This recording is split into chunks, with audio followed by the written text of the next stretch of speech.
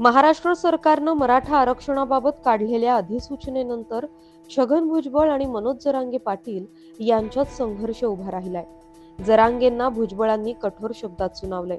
मंडल आयोगाच्या मुद्द्यावरून जरांगे आणि भुजबळ यांच्यातील नव्या संघर्षाच्या अंकाला सुरुवात झालीय. मंडल आयोगाला चॅलेंज करेल असा इशारा जरांगे पाटील यांनी दिलाय. त्यावर जरांगे, तू जर खरोखरच पाटील असशील तर मंडल आयोगाला विरोध करून दाखव असं आव्हान भुजबळांनी जरांगेंना दिलंय. तसंच जरांगे पाटील स्वतःला काय समजतो, प्रत्येक वेळी अल्टिमेटम देतो. इथे लोकशाही आहे की हुकुमशाही चाललीय? मी राजीनामा दिलाय की नाही याबाबत जरांगेंना म्हणावं, तुम्ही ज्या मुख्यमंत्री एकनाथ शिंदेंचं ऐकता त्यांना विचारा, असा टोलाही यावेळी भुजबळांनी लगावला.